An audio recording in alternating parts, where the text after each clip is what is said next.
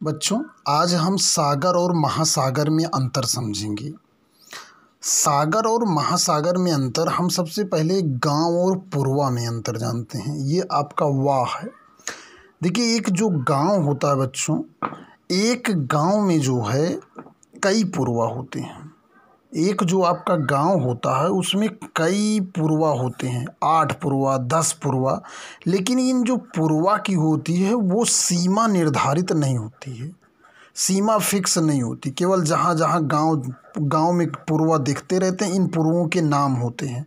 लेकिन इनके बीच की जो है सीमा कोई फिक्स नहीं होती है। और जो गांव और ब्लॉक होता है, एक आपके ब्लॉक होते हैं। ब्लॉक में जो गांव होता है, प्रत्येक गांव का नक्शा फिक्स होता है, नक्शा फिक्स होता है। जो ये नक्शे के आधार पर प्रत्येक गांव अलग होता है।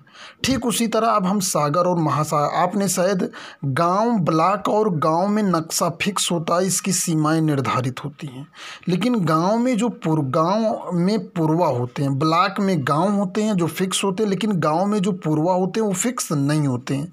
इसके आधार पर महासागर, आपके टोटल महासागर 5 हैं, अभी आगे अध्ययन करेंगे। सागर जो हैं, इन महासागरों के अंदर छोटे छोटे, ये भी बड़े बड़े होते हैं। कुछ महासागर बहुत बड़े होते हैं, और जो सागर छोटे छोटे भागों को जो है, पानी के स्थलों को जो है सागर कहा जाता है। जैसे हिंद महासागर में आपका अरब सागर है, और बंगाल खाड़ी भी एक तरह की बहुत गहरा सागर होता है। और इधर आपके मन्नार की खाड़ी जो हो गई, पाक जल संधि, ये बहुत सारे जल भूभाग हैं जो आपके महासागर के अंतर्गत आते हैं। ये मैं भारत के हिंद महासागर की चर्चा कर रहा हूँ।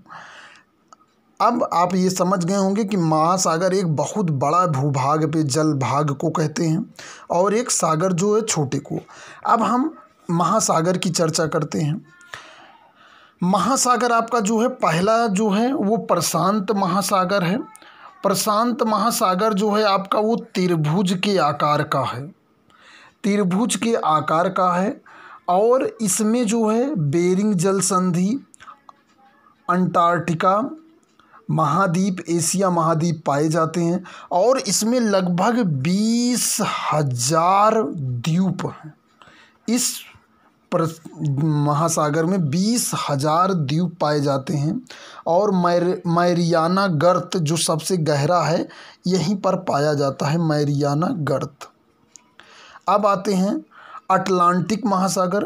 अटलांटिक महासागर में, अटलांटिक महासागर आपका जो है ये यश के आकार का है।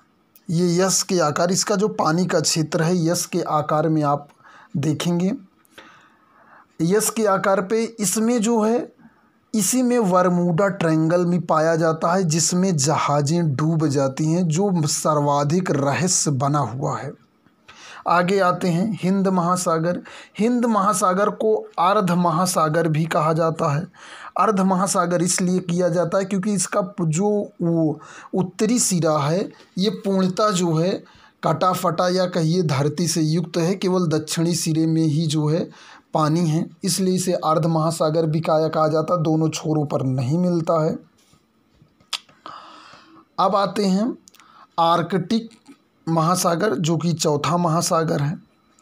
आर्कटिक महासागर जो है आपका, ये उत्तरी ध्रुव की तरफ महासागर या अन्य महासागरों से बहुत छोटा है। ये, इसका बेसिन ग्रीनलैंड और नॉर्वे की तरफ है, और अधिकतर भाग जो है साइबेरियन शेल्फ की तरफ है।